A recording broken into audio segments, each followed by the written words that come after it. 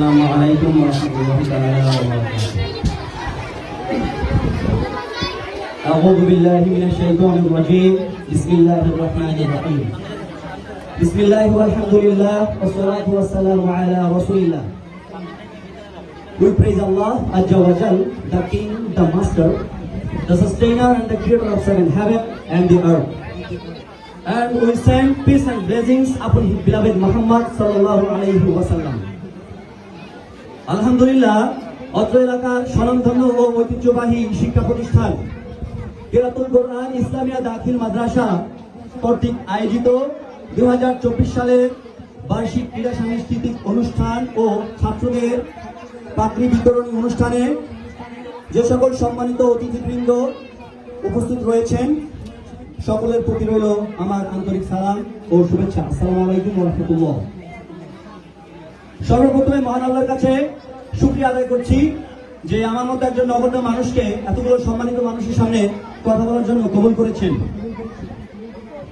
যারা আজকের এই অনুষ্ঠানের জন্য আয়োজন করলো, অত্র মাদ্রাসার কমিটি, শিক্ষক, ছাত্রছাত্রী, তারা তাদের মেধা, শ্রম ও অর্থ দিয়ে অনুষ্ঠানটি আয়োজন করলো।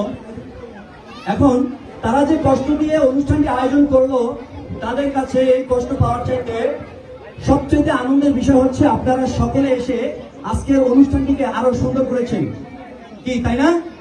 আসলে অনুষ্ঠানে যদি আপনারা উপস্থিত না থাকেন তাহলে এখানে আমাদের পুরো কষ্টটাই বৃথা যায়। আমি বেশি কিছু কথা বলবো না, মাত্র 2টি পয়েন্ট নিয়ে কথা বলবো। 1 নম্বর পয়েন্ট নিয়ে কথা বলতে চাই যে আমরা আমাদের বাচ্চাকে কেন মাদ্রাসায় ভর্তি করাবো।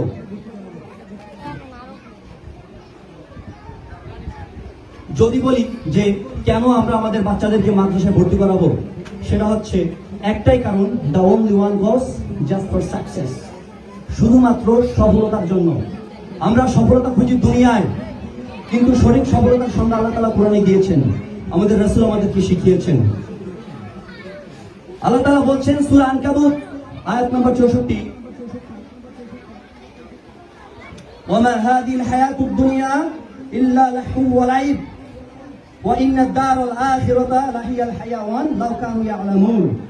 এই দুনিয়ার জীবনটা হচ্ছে খেল তামাশা, দুনিয়ার জীবনটা হচ্ছে খেল তামাশা, এটি খেল তামাশা ছাড়া কিছু নয়, আল্লাহ তাআলা বলছেন। এবং আল্লাহ বলছেন আখিরাতের জীবন হচ্ছে একমাত্র প্রকৃত জীবন, যদি তারা জানতো।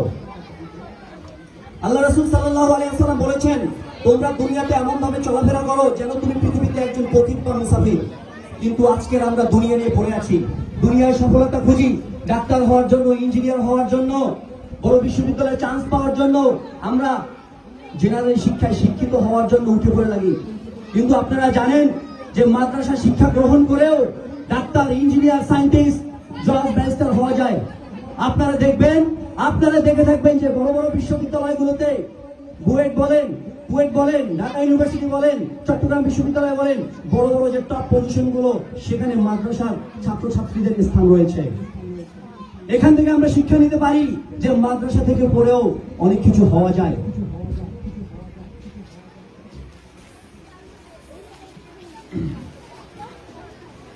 এরপর বলতে চাই যে আল্লাহ তাআলা কোরআনুল কারীমের মধ্যে বলেছেন, কুল্লু নাফসিন যায়িকাতুল মাউত, কুল্লু নাফসিন যায়িকাতুল মাউত, everyone have to take the test of death. প্রত্যেকটি মানুষ মারা যাবে, প্রত্যেকটি মানুষকে মারা যেতে হবে এবং তার রবের কাছে তাকে ফিরে যেতে হবে, তাকে প্রত্যাবর্তিত করতে হবে। সুতরাং আমরা দুনিয়া নিয়ে পড়ে আছি। আচ্ছা বলেন তো, আপনি যদি মারা যান, আপনার মধ্যে যদি ইসলামিক জ্ঞান না থাকে, আপনার সন্তানকে যদি আপনি ইসলামিক শিক্ষায় শিক্ষিত না করেন, তাহলে আপনার সন্তান কি আপনার জন্য দোয়া করতে পারবে? তখন হুজুরকে নিয়ে আসতে হবে মসজিদ থেকে ভাড়া করে। তখন আপনি আপনার সন্তানের জন্য যে মেহনত করবেন, আপনার সন্তান আপনি মারা যাওয়ার পরে যদি তাকে সুশিক্ষায় শিক্ষিত করতে পারেন, আপনার সন্তান আপনার জন্য দোয়া করবে যদি মাদ্রাসায় পড়িয়ে একজন সুশিক্ষিত সন্তান হিসেবে গড়ে তুলতে পারেন। আপনার সন্তান কি, আপনি আপনার সন্তানকে কোন শিক্ষায় শিক্ষিত করছেন? আপনি মারা যাওয়ার পরে কি আপনার সন্তান আপনার জানাজা নামাজে পড়াতে পারবে? এই যোগ্যতা কি তার আছে? একটু চিন্তা করে দেখবেন। Dear audience and students, you know that Qiraatul Quran Islamia Dakhil Madrasa is not only the Arabic version but also the Bengali and English version. অত্র প্রতিষ্ঠানে যে সকল শিক্ষকরা রয়েছে আমি দেখেছি দক্ষ বিএসসি শিক্ষক, ইংরেজির জন্য রয়েছে দক্ষ শিক্ষক, হাফেজ রয়েছে মাদ্রাসায়, আলেম রয়েছে, গ্রাজুয়েট কমপ্লিটেড শিক্ষিকারা রয়েছে। আল্লাহ তাআলা আমাদেরকে বলছেন তুমি কোন সফলতার পিছনে ছুটছ। আপনার সন্তানকে মাদ্রাসা শিক্ষায় শিক্ষিত করুন, আপনার সন্তানকে মাদ্রাসা শিক্ষায় শিক্ষিত করুন, যেন আপনি মারা যাওয়ার পরে আপনার সন্তান যে ইবাদত করবে তার একটি অংশ আপনি কবরে বসে পাবেন। আল্লাহ তাআলা বলছেন সূরা ইনফিতার, ইয়া আইয়ুহাল ইনসানু মা গররাকা বিরাব্বিকাল কারীম, হে মানুষ কিসে তোমাকে তোমার রবের কাছ থেকে প্রতারিত করছে। সফলতার সংজ্ঞা আল্লাহ দিয়েছেন কোরআনে। আল্লাহ তাআলা সফলতার সংজ্ঞা কোরআনে নিয়েছেন। আল্লাহ তাআলা বলছেন সূরা আল ইমরান 185 নম্বর আয়াতে বলছেন, ফামান যুহজিহা আনিন নার ওয়া উদখিলাল জান্নাহ ফাকাদ ফাজ। ফামান যুহজিহা আনিন নার, যাকে জাহান্নাম থেকে বাঁচানো হলো, ওয়া উদখিলাল জান্নাহ, এবং জান্নাতে প্রবেশ করা হলো, ফাকাদ ফাজ, সেই একমাত্র সফলকাম। আপনি দুনিয়ার জীবনে ইঞ্জিনিয়ার হতে পারেন, অনেক টাকার মালিক হতে পারেন, কিন্তু আপনি মারা গেলে আপনার যদি ঠিক আমলটা না থাকে আপনি আল্লাহর কাছে কি জবাব দিবেন? আপনি মাদ্রাসায় পড়তে পারেন নাই, সমস্যা নাই, আপনার সন্তানকে আপনি মাদ্রাসায় পড়ে সুশিক্ষিত করুন। আমরা জানি বর্তমানে পৃথিবীর সবচেয়ে বড় বিল্ডিং হচ্ছে বুর্জ খলিফা। বুর্জ খলিফা 163 তলা এখন পর্যন্ত রেকর্ডে আছে। এর উচ্চতা হচ্ছে 828 মিটার, 1717 ফুট, 2717 ফুট। এই বিল্ডিংটির মালিক যিনি, এর কোনো ব্যক্তিগত মালিকানাধীন নয়। সংযুক্ত আরব আমিরাতের তৎকালীন রাষ্ট্রপতি ছিলেন শায়খ খলিফা বিন জায়েদ আল নাহিয়ান।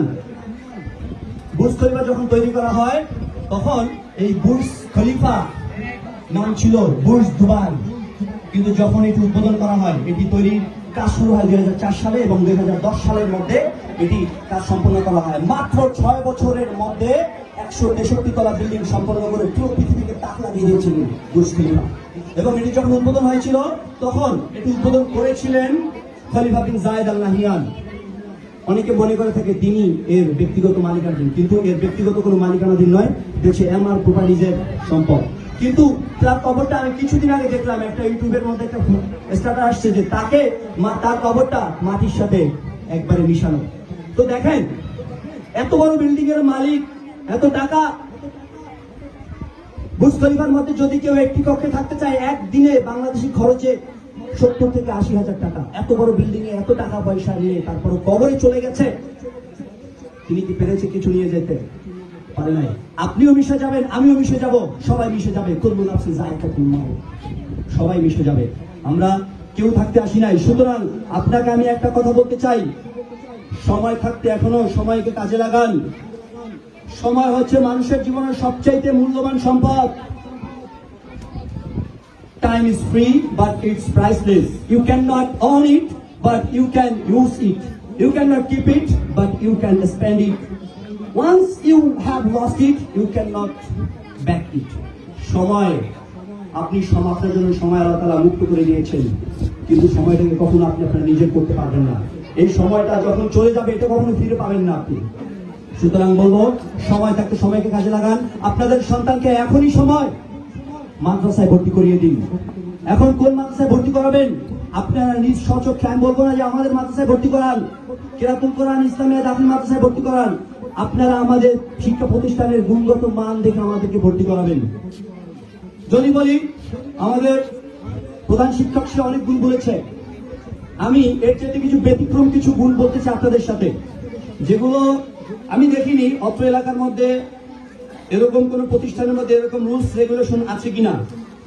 আমি কিছু অল্প সময়ের মধ্যে 2 থেকে 3 মিনিটের মধ্যে আমার বক্তব্য শেষ করে বিদায় নেব ইনশাআল্লাহ।